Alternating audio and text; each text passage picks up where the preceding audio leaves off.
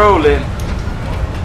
Hi, howdy, hello there, good buddies. Your old pal Clayton Patterson down here at 161 Essex, taking care of the Ponderosa. And I'm here today with Cochise, Jose Quiles, and Harry Nudel, and myself, Clayton Patterson. So we're on the Lower East Side, and we're dealing with the history of Lower East Side. We're going to do a little diversion here for a minute because Harry Nudel, poet, PhD, Buffalo. The greatest living poet in America, but not the greatest living poet in the world. In America. In America. Lower East Side. Okay, so that's good. And no cross-talking.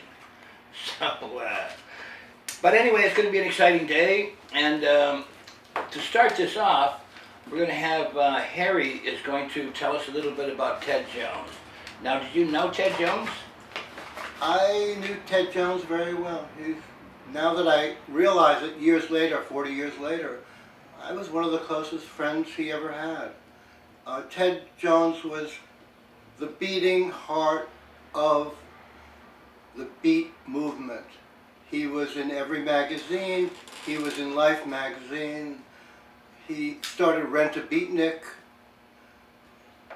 He lived on 3 continents. He had 8 wives. He had 12 children. He abandoned them all. He's the only black poet known throughout the world. People who, Kenya, Tanzania, and of course Ted traveled to Timbuktu. I met him on the street one day. He read a book of mine, and we became friends until a book and a broad, or a book and a butt, broke us up, which was good. It was enough. 20 years was enough. All literary friendships end in 20 years. I got a email from a guy. His name is Steve Bolito. He's a professor at Lafayette College, which is a good college.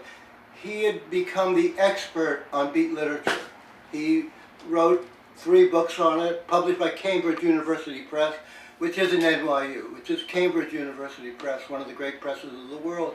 And he decided he was going to write a book about Ted Jones, because Ted will Ted will be more than famous in 10 years after the book came out. Okay, so let me ask you a question. When you said you were really good friends, what does that mean? He stayed with me for 3 weeks. He wrote me letters when he came to New York. He hung out with me and Steve sometimes. He was on the move all the time. Which Steve? Dalchinsky? Steve Dalchinsky, who I introduced to him, but of course Steve was grateful for nothing except for Steve.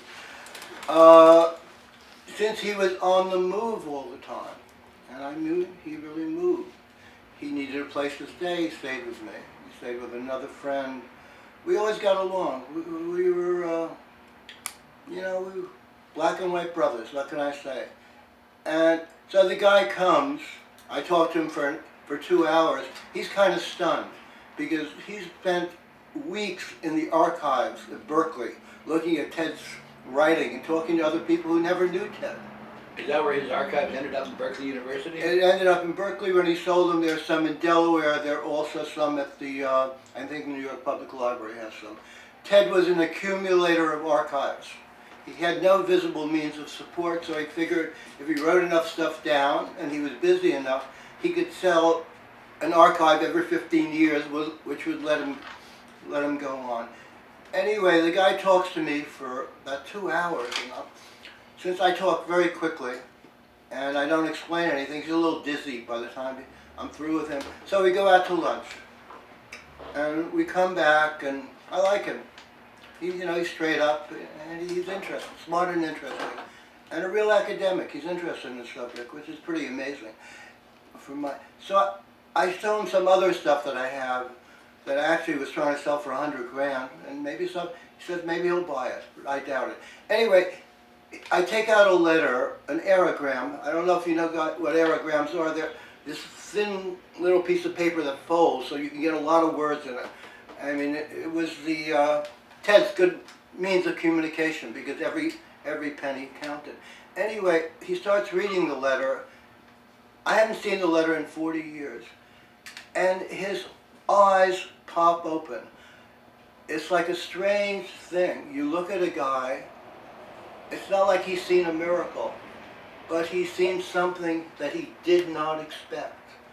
And this is the sentence, and he reads it to me. Harry, Harry, Harry, you are the last of the true, intelligent, Beat Generation poets.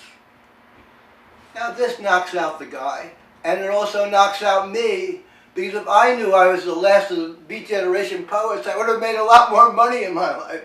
I would have gotten Clayton as a manager, and we'd be on Life magazine. Meanwhile, I'm very happy that I either didn't read the letter, which is quite possible. You get a letter, you read the first thing. Ted usually wanted money, so, you know, by the time he got around.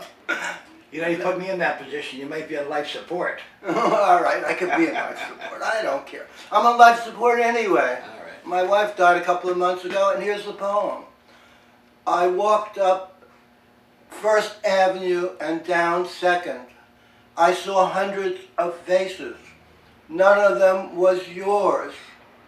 I walked all the way up to Spoyton Dival and all the way down to the Bowery. I saw thousands of faces. None of them were yours. Beautiful. Short and sweet, that's what I have to say. Okay, so tell us more. When was the last time you talked to Ted Jones? Ted died almost 20 years ago. After the fight, I think I wrote him a letter once, he wrote back. Ted has become very famous the last month because Ted was a certified member of the Surrealist Club. Breton, Andre Breton, he knew Breton, and Breton said, Ted, you're a griot, which is kind of an African doctor or medicine man, or a spreader of the news. In many cultures, you have somebody who performs all the functions of culture. So Ted spread the news, like the gospel, on 3 continents. He went from place to place. He couldn't stand still. One of the things that Ted did, because Ted always needed money and had no visible means of support, was create kind of fictitious books that he could sell. And one of his great projects was something called The Exquisite Corpse. An Exquisite Corpse was a surrealist game. You made a drawing, and you folded the paper and gave it to the next guy, and he did a drawing. So, the second guy didn't look at the first guy's drawing. So you had a kind of energy spreading, and it was an interesting exercise in many things. In any case, Ted made one that was 30 or 40 feet long. And Ted, because he was Ted, knew everybody. And I mean everybody in the black and surrealist scene. Ted was magic, he was charming, he was a con man, he was a hustler, he was everything. That's Ted Jones. That is my friend Ted Jones, all of Ted Jones and more. And the important black poet.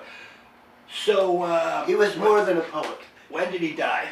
He died by himself alone of a diabetic stupor in 2003 in a room in Vancouver, British Columbia. Is that where Vancouver is? I think there's 2 Vancouvers. I think there's one in Washington, but Vancouver... He was in Canada. Okay. He had been with a woman for maybe 10 or 15 years. She was in her 20s when they started. He was almost 70. They seemed to get along well. He loved her. They both loved each other, but they... And what did he work at? What was his job? Ted had no visible means of support. Okay, so he had no job. So basically, he was a true poet and survived by his Wits. By his wits. And some people say by the CIA.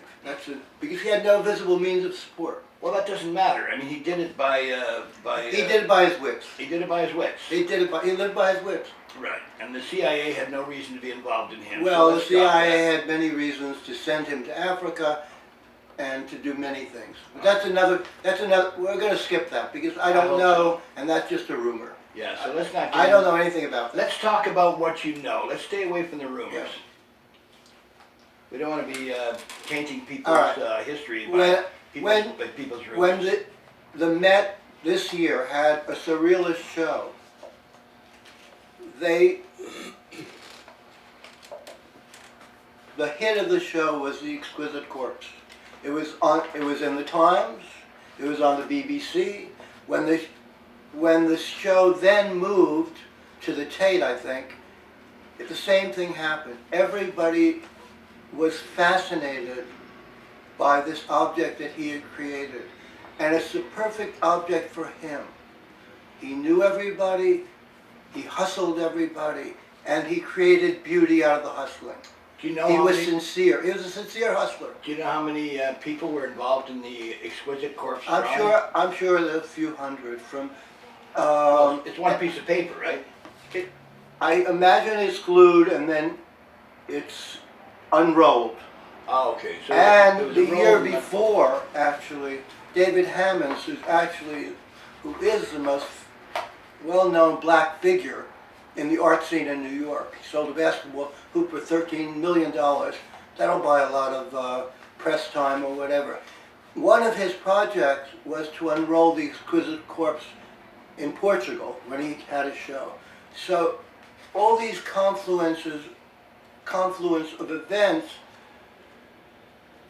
kind of will project Ted, because Ted anticipated a world of total multiculturalism.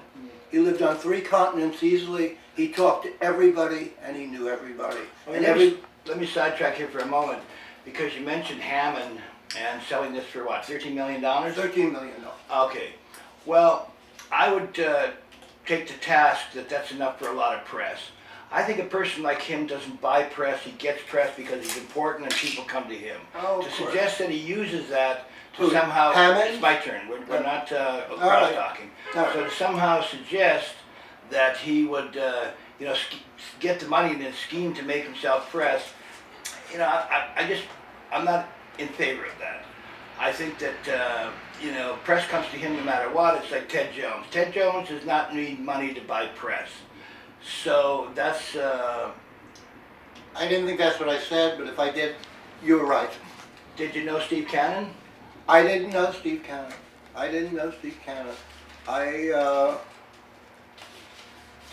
Don't quote me on this.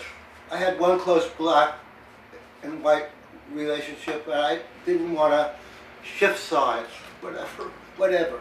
I think Steve Cannon was a vague shadow of Ted, but of course, he was blind, so he couldn't do what Ted did. Well, he wasn't blind for his whole life, and he used to teach at Rutgers, and he's very valuable to us because he's from Lower East Side. Right. Let's not crosstalk. Our interest is the Lower East Side. So Steve Cannon was a very pivotal figure on the Lower East Side. When he died, it was a very large and well-attended memorial. He helped a lot of poets. I believe, I dropped out of the art world, so I haven't really followed this, but I believe he's in the Whitney this year, in the biennial, and that, he was one of the most important black writers, historians, on the Lower East Side. And even when he was blind, he always had people coming by, he had events. Steve Cannon did a magazine, it was called Tribes. And that's another important history of the Lower East Side.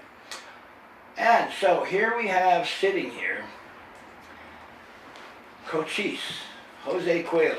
Yep. And actually Cochise and I did this book, Street Gangs of the Lower East Side. And Cochise basically was the major researcher for this book.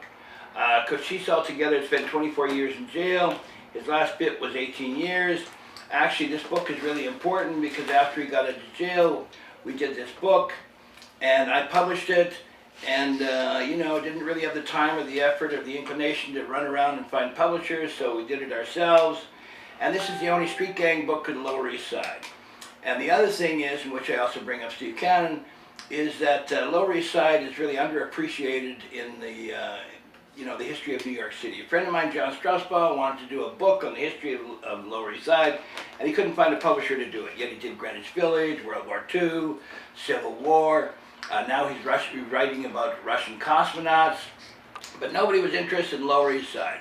Well, we're interested in Lower East Side, and a big part of what we do is to save the history of the Lower East Side, because if we do not save our own history, then who will? According to John Straussbaugh, trying to get his book published, he's a well-respected biographer, a writer, nobody.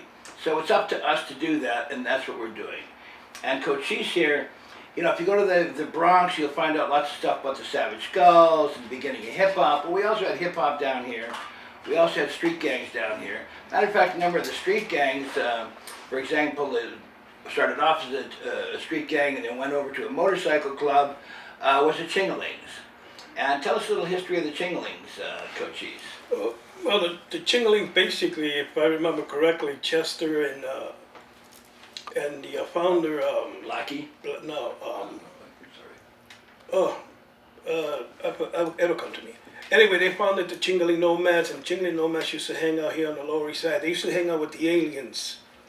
And the aliens were basically, later on, were absorbed by the Hells Angels. So in 1969, you no longer had the aliens, you had the Hells Angels on 3rd Street. But they had a strong relationship with the Chingaling Nomads. They were at first a street gang. And then eventually they became a motorcycle club. Right. And today they are one of the most strongest motorcycle club there is. Right now they're in the South Bronx. They're in the Bronx. Exactly. And so that was the Chingalings. And also the Ghetto Brothers also had a crew on the Lower East Side. Is that correct? On Henry Street, the Ghetto Brothers were instrumental in establishing peace among the gangs back in the early 70s. 1971. 1971, the Whole Avenue Peace Treaty, when one of their members, Benji, Black Benji, when he was murdered by other clubs. And so when he was murdered, Karate Charlie, who was also president of the Ghetto Brothers, wanted revenge, and they wanted to retaliate. All the gangs came together, Savage Nomads, Savage Skulls, the Javelins, everybody. And they wanted to... Well, I think one of the things that happened, don't let me interfere, but I think Karate Charlie talked to Black Benji's mother. Yeah, I was about to get to that. Yeah, you're right. Okay. And So what happened was, yeah, you're right. Karate Charlie got everybody together waiting for war. And what happened was, when he went to talk to Black Benji's mother, who passed away, she said, when Karate Charlie went up to her and says, "Mama, we ready to war. Those who killed your son." And she said, "Charlie, what are you doing?" She says, "My son died for peace." And that really touched Karate Charlie. So instead of declaring war and going after the murderers of Black Benji, they went around proclaiming peace. And they went and established a meeting in Whole Avenue. There was a Boys and Girls Club. And I think it was on Fox Street in the Bronx. And all the gangs were there. A lot of them, over 40-something gangs were there. You had cops, you had counselors, everybody. And there was peace established. And with that peace came hip-hop. Because now everybody was ready to, it's not just establish peace, but go to different neighborhoods, different blocks, where before you couldn't do that because there was war. Yeah, and I think one of the aspects about hip-hop, which has different factions to it, not everybody agrees that that's what are in the groups, but there was hip-hop, there was breakdancing. Graffiti, a lot of graffiti at that time. And a lot of graffiti. And so that breakdancing, so the fights became about dancing, and the fights became about rapping. Right, it was no longer territorial war. Right. It was now breakdancing. Yeah, it was a lot of change. And another important thing that came out of that, for people that probably don't know where that came from, the roots of it, the roots of the movie The Warriors, which was actually about, based on the Whole Avenue Peace Treaty.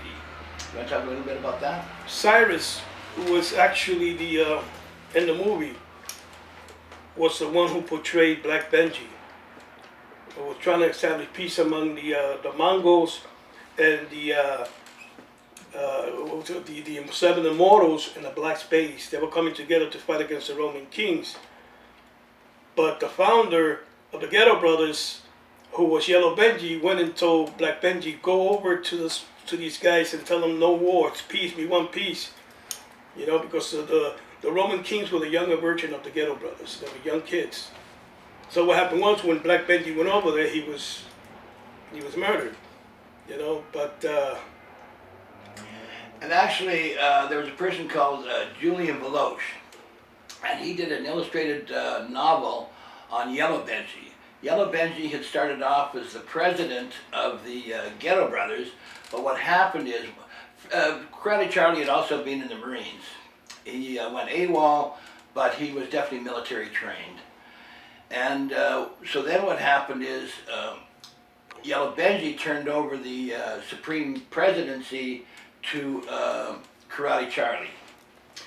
But Julian Veloche did the Ghetto Brothers graphic novel, and then he got that translated into Portuguese, French, Italian, German, and I think it was 6 languages altogether. He got that book translated in.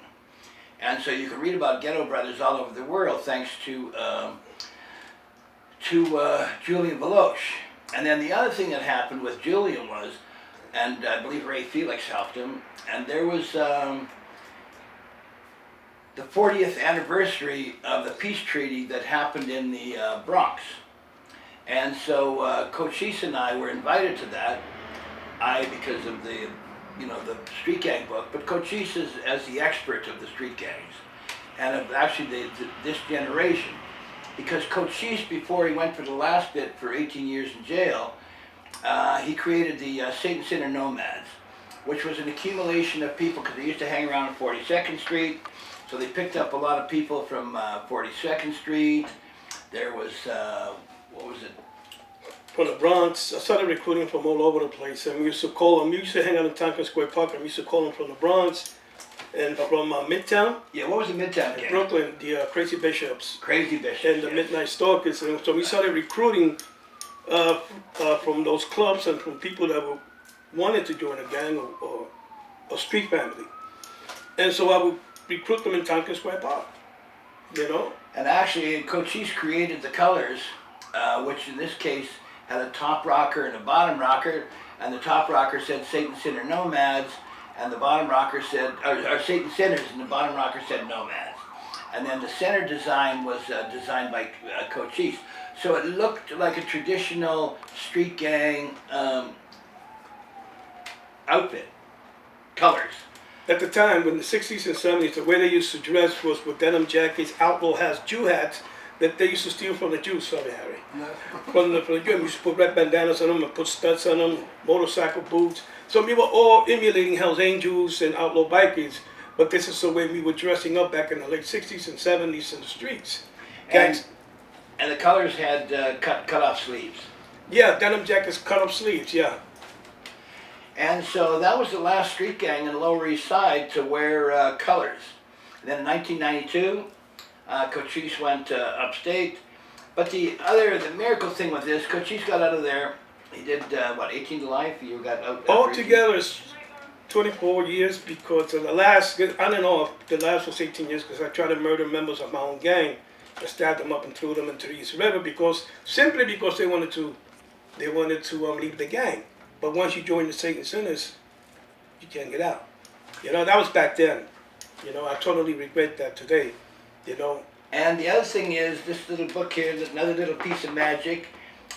Doing this book, Cochise got off, we were able to get him off a lifetime parole.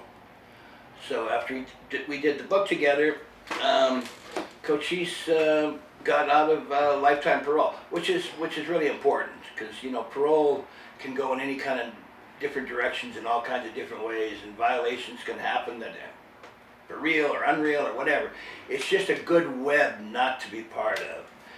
And then so, but it is, and as the Satan Sinner, I mean, he was able to get Gigi Allen over there. Tell us about that. Oh, well, before I was arrested for trying to murder members of my gang, what happened was that I was into art. I used to decorate my clubhouse with all sorts of demonic caricatures and caricatures of death. I used to paint the club black and put all kind of skulls and demonic. Even the sculptures I did were demonic, you know. So one day Clayton came by the club, and he invited Herbert Wade Hempel Jr., one of the co-founders of the folk art, American Folk Art Museum, and that was the first individual to be interested in my art and purchase it, thanks to Clayton Patterson. And then one day he brings in G.G. Allen and the Murder Junkies, the punk rock messiah, you know, and he was, you know, in awe because of the art. I mean, that was no big deal. I just, you know, but to them it was something big, especially he was into skulls and all kinds of demonic stuff. You know, so he used some of my art for the album cover, Terror in America, 1993. You know, and Clayton brought a lot of guys, and through him I met a lot of legendary figures of the Lower East Side. Yeah, we did art shows. We did art shows with Cochise. He was with Tom DeVita, the famous tattoo artist now, Lower East Side. And, you know, I was definitely inspired and very interested in Cochise's art right from the beginning. So I used to push him to do art. And, you know, it eventually circulated out, and eventually it will be, you know, in a lot of major collections, like the book is getting out there. We did a movie called Captured, which you can watch for free on the internet. It's by directors Ben Solomon and Dan Levin, and edited by Jenner First. And that documentary has a nice slice of Cochise, and it really shows the street gang life in the Lower East Side. And if one takes that and looks at the clubhouse, one of the people that stayed in the clubhouse was Mantis. And Mantis used to live there, so it was also a residence. And then what happened was the city was going to move in and clear the lot because there were, which were all the number of casitas there which people lived in. And so I kind of had this premonition that a fire might start that night. So there was a person that lived next door to the clubhouse, which was only about 3 or 4 feet away. He used to triple chain himself in with a big fat chain, the kind of the heavy chain that you see on bicycle people. So I went and hung out with him, and all of a sudden I turned around, and all of a sudden I saw this big fire. So I got Pepe out of there, and Pepe had a woman over there helping him clean up and whatever. So she got out, and when the firemen came, it was like magic, because everything's burning except Pepe's little house. And so I said to the fire department, I got a bunch of this on video, save the little white house. So you could see the firemen move around like this, pouring the water this way, and they put out the fire in the clubhouse and the other places, but that stayed. And then we were running back and forth through the fire, because there was a little alleyway, and we were running back and forth through the fire, and we were able to, so that night, so you have to remember, to put it into context, I've been videotaping the police a lot, and I got a lot of cops in trouble. I did a videotape that became known as the Tompkins Square Park Police Riot. And this thing really went national. I was in Oprah Winfrey, I went to Congress with all the black press, went there with Al Sharpton and Alton Maddox, they set it up. And so I was kind of like persona non grata with the NYPD at that time. I ended up in the Bronx House of Detention. I shot 6 cops. Larry Davis shot 6 cops. Larry Davis shot 6 cops with a gun. I got 6 cops with a video camera. I got them criminally indicted, and they beat the case, but I got them indicted, and that's a big deal. And if you follow the national cases, Rodney King, all the big cases, you'll find the people that did the videotapes disappeared. Well, I stayed with the program and stayed high profile for all the years after that. And consequently, at different times, I got beaten up, knocked unconscious, had a couple of teeth knocked out. But on this particular night of the fire, I got gang jumped by the NYPD. You want to talk about that? Well, yeah, there was a lot of fire, and so the cops, Clayton is trying to document the whole scene, and then all of a sudden he got jumped by cops, and they're holding him down. I mean, this guy's getting really beat up. Clayton. And then what happened was there's one cop in particular. They hold him down. I think it was on top of a police car, and they hold him down. And there's one particular cop, a mad cop, kept saying, "You wanna fuck me? You wanna fuck me?" Oh, Remember that one? I did. Actually, that was when the whole bunch of them were beating on me, and that came up in trial, and the other cop actually acknowledged, yeah, he said, "So you want to fuck me?" But it was a good thing he said that, because as soon as he said that, then I just knew to tighten up. So I just tightened up like this, and whatever. But when I was handcuffed behind my back, the one took the baton. That's when I was over the car, and they lifted up my arms leaning over the car. And if anybody's had that happen, it hurts a lot. Yes, it does. But anyway, that was the ending of that part of the street gangs of Cochise. Is that blue? And that's Fridge. That's Fridge. So that became the end of that part of the legacy. Then you went away for 18 years, came back, and so okay. So we've been joined by actually one of the stars of the front door pictures. This is Freaky Fridge, and Fridge used to come, and Fridge is a big guy, so the door used to get graffitied, and the top half of the door would say Fridge. Fridge, So Fridge always took the biggest piece of cake, and that was the top half of the door that said Fridge, Frige. So Fridge and I have been friends for a long time, and I'm going to just qualify one of his sayings, because it's got two meanings. One is, I'm everywhere, which means everywhere. And the other thing is, it symbolizes the Lower East Side, because that's the birth of the saying, I'm everywhere. Now you've gotten I'm everywhere, where? I got a line. All over, everywhere. It sells everywhere. All over the places in the Lower East Side, the Ad in the Bronx, Brooklyn, all barbershops. I'm everywhere. You already know. And you also have that fighter, what's his name? I got Milton. Milton, how you call it? He's a trainer. Yeah, with Logan Paul's trainer. How you call it? He wears my stuff. I got a couple of people wearing my joint. A couple of celebrities. Johnny Marinas. I got Fat Joe, Rose Adonis, Louis Guzman. Just a couple of even celebrities and like rappers. A couple of people wearing the street sign hats. That I'm everywhere.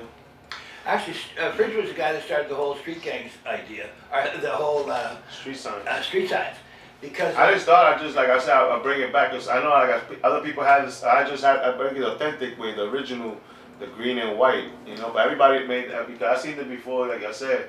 But you made it for every street. I made every C, Avenue C, B, D. Every from like I said, Brown Street, Brooklyn. I made it. All types of, you name it, I'll do it. So pumping up the Lower East Side, we're getting the big L out there to the world, and we're going to change that. We're going to make the New York City recognized Lower East Side, and it's like we're going to be everywhere. Exactly. And the saying came from Fridge. There's another saying I got: if you don't show your face, you wasn't there. That's right. You don't show your face, you wasn't there. And one of the other things that Fridge is a really good hustler and promoter, organizer, and like that. So we did a show recently at 209 East 3rd Street between B and C. And at that show, you want to talk a little bit about that show? It was a great show. It was like my first pop-up. I've been around for a minute in the neighborhood doing my thing, hand to hand, in the corners, parties, everywhere. But this was like the main big pop-up. And I did it with Clayton Patterson. We did a crazy collab. We had, Doves in it. We had Donnie Cortez. We had Elroy, Six Borough. We had Sneak Easy. Sneak. How you call it? Ivan. How you call it? Sneak Easy. And we had a couple of people showing up. We had, like Jarvis showed us love. We had Drenestar showed us love. And like I said, it was a good turnaround. Like a lot of people showed up, and it was great. Yeah, like Johnny Marines, he's the manager for Romeo, big Latin singer, right? Yes. And also, before it happened, Fridge made the big scoop, and he got Fat Joe to do a shout out. So tell us about that. Oh nah, just I've been knowing Fat Joe for a minute. Everywhere he sees me, he always shows me love. And like I said, I really appreciate his, help and him giving me shout outs for my brand. And I got a lot of celebrities. I went ham and just started going all over. Just like I said, I'm a self promoter. If I go hard for myself, I believe in myself. I go get my marketing, everything. I do everything like myself. You know what I mean? And plus other people help me out too. But when I put my hands into something, I go hard. I just keep going and going until the thing just blows up. You know what I mean? This thing was so. I even bring Clayton's door. That's right. You brought the original door. Let me get the front door book down there for a second. Cochise, it's right underneath that pile right there. But the other thing that happened. Right here, Cochise. Right here, Cochise. Wait. Listen. Oh. At the bottom. The other thing that happened was this one guy that helped us a lot, who was a significant part of the show and a major part of the crew. His name is Edward Rivera. Exactly. Now the thing about Edward, he was so excited that a few days later he had a baby girl. Yeah. That helped me out a lot. He believed in me, and he gave me, like I said, I made him my manager. Like I want people to talk to him when I need any help or anything. I want them to go through him, and then he could explain to me what's going on. So if we keep doing these things, should we invite Ed on? He might have a baby every time. He's his fourth one. He's on his fourth one already, right? Yeah. 4 is enough. But no, we really appreciate Ed Rivera. He's been very helpful. He's an extraordinary video person. Matter of fact, he's shooting this show Now, live. Wow. in the front door book, Clayton got to come back out with this. People feed me for this book right here. Yeah. So I had my front door, which the original door, we were able to take over to the gallery because between Edwin and Fridge, they hooked the whole thing up. So this is a collection of people from the Lower East Side. And some of these people started off as kids, like 10 years old and like that. And I photographed in front of the window. And now some of them have grandkids. You got Louis Guzman. He just put. Oh yeah, he just. Louis Guzman Right there. You got my boy Jahe right here. That's right. You got Gil. You got a couple of people I know already who pulled this book out. Yeah. So actually, a number of people that came to the show were in the book. Exactly. So this book is really an important document of the Lower East Side. Let's pop another page up here. Here you go. Look what it says there, Fridge. There you go. Fridge took over the whole wall every time. The whole door. Here's the Hellraiser crew. There was You got Eli, Little Boys. Eli, Ludlow Boy, Mafia Boba. Mafia Boba. Yep. And yeah, so this was we'll pop another page here. What do you know on this page? This page. You know him. There's G. You got Little G right here from Adams Street. Yep. With this guy, he's a lawyer now. You call he be on Avenue D. George. They both named George. So this is just a sprinkling the Same page. Yeah. history of the Lower East Side, and it tells a number of stories in here. Actually, that book is legendary. Like I said, everybody was asking for it in the spot. Look, you got Little Richie. Yeah, Prox. I wonder what ever happened to him. He's around. You call it. He popped up to the show. Oh, did he? Yeah, I'd like to see him again. The black and blue beads. Yeah, that's back in the days when that's like the ball. Yeah. You know what I mean? Little Mafia. Look, Fridge. That's right. Fridge. Like I said, the door was just crazy. Every time, just take over the whole front door. That's right. So Fridge is one of the all-stars. Never stopped making history, still making history. So this is, happily we did the pop-up, which was great. I learned and met and got sort of deeper into knowing Danny Cortez. Danny's really remarkable. And actually I do the Acra Awards. And the Acra Awards are a contribution, or an award given to people who have contributed a lot to the culture. And actually everybody at this table is a New York Acra recipient, including the guy behind the camera. Because this year Ed's going to get one, Fridge is getting one. And it's becoming, we're going into our 8th year, and it's becoming a reflection of the whole community. And so it's becoming an important award. And so that's kind of the collection of who we are here. And Fridge, what are you up to now, Fridge? You doing a 420 show? I'm doing a 420 pop up right here up the block in 153 Extra Street. That's exactly where I was going now, and then I ended up here doing the interview with the guys. Wow, that says Elvis Presley. I thought he was dead. It's Hip Hop Jibarito calling me right now. Oh, okay. He's there you go. another guy doing good. Yeah, so that's what's happening now on the Lower East Side. And we're really doing the best we can to save the history of the Lower East Side and do as much as we can. And it's very important, and we're dedicated to it. And if you see a lot of people in pictures throwing up the big L, that's to represent the Lower East Side. And we're hoping to unite it in a way that hasn't been done in a long time, maybe since the 60s or something, right? Yeah, no, it's been like In a minute. You know, it's been a minute since we've been on the map. Yeah, how do you call it? How you call it? So, yeah, I've known Chris. You know, one of the issues that I have, because I photographed so many of these kids when they were young, and so when I think of Fridge, I still think of him as a kid. And actually, he's now in his 40s, so he's not a kid anymore. And after this event, we had a really nice big show. Fridge took everybody that was involved for barbecue. And so we went out and had barbecue. BBQs. We had a family dinner. We had a family dinner. So Harry, Yeah. what do you got left? So we're just going to quickly diverge for a second with Black History, and tell us about Bond. Oh, Margaret Bond. Yeah. Bonds with an S, right? Bonds with an S, Margaret Bond. It's a very, very long story, much too long for anybody to listen to. But Do you want me to give a short version? You want a short version? the short version is, through my efforts and persistence, I saved Margaret Bond's musical manuscripts. And who was Margaret Bonds? Margaret Bonds was a black classical woman composer who was very good. But as important as that, she was Langston Hughes's almost best friend and collaborator for 20 or 30 years. Her papers were lost. They were given to her daughter, who then died without a will. The public administrator was this far away from throwing her whole life's work into the dumpster and throwing it away because Okay, they let me couldn't interrupt kill for it. a second.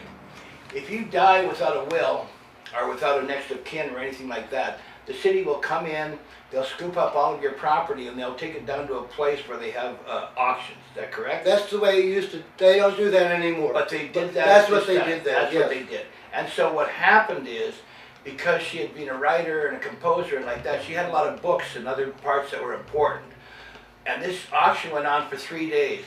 And so what happened is, everybody came for what they thought were the jewels, the books, but nobody thought about the papers. And that's a very important lesson, because I have an archive, I'm trying to save it now, and a lot of times you have papers around that look meaningless, but actually they're not meaningless, they're the history through words of the person, and a lot of times it gets thrown out. And so during this period of time, when this auction is going on, it got to be the 3rd day, and Harry kept asking, where is the paperwork? And nobody really knew. And then it turned out by the 3rd day, when everything's almost cleaned out, there were these boxes of paperwork. Now this paperwork, I think in the end, Harry's ended up selling a part of it for about $250,000, but I think it was $4,000 you paid for the archive, right? For the paper archive. Yeah, it paid about $7,000. I bought it with somebody else. Okay. And so that's a very important lesson, people, is that a lot of times what people walk on when somebody's died or whatever are all the paperwork, and it ends up on the floor, it ends up being swept up. But you could grab a fabulous painting, but if there's no history of the person, which Margaret Bonds at that period of time was lacking in a history, and so Harry saved that archive and got the archive out to, where'd you get it, to the Schomburg collection, some of it? Where'd you get the... It mostly went to Georgetown. I sold a lot of it to Georgetown. There's some at Yale. But the truth, Margaret Bonds now seems to be one of the major black classical composers, and more than that, one of the major, not even black, composers, which is, I heard it on NPR. That's how this started about a couple of months ago. They were discussing black music. And the interviewer on NPR said, well, give us an example of somebody who's important. And the guy said, Margaret Bonds. And I said, holy moly, that guy could have never said that without me. And her compositions could not be performed all over America and in black churches without me. So this little Jew boy, The most important living American poet. the most important, and the last beat poet, as Ted Jones said, the last true intelligent beat poet, became the voice of a black woman composer.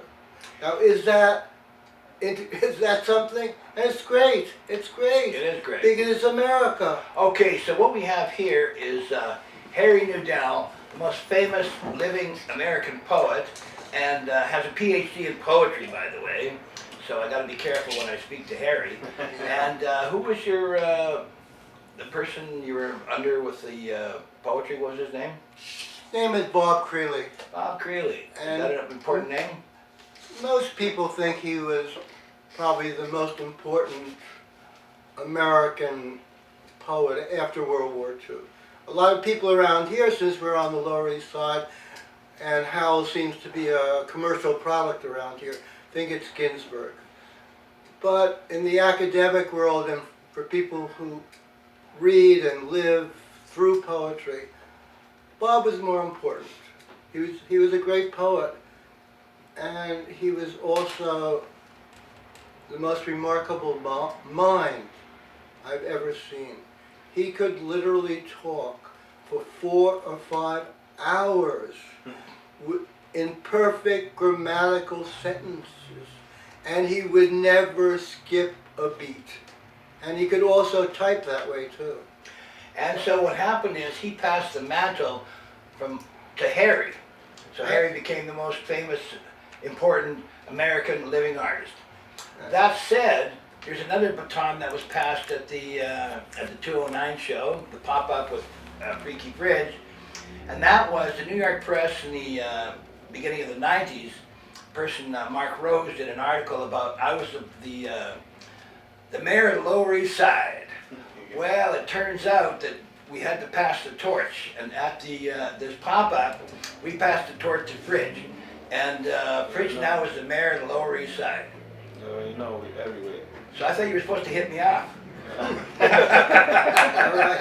I'll do something real quick. Yeah.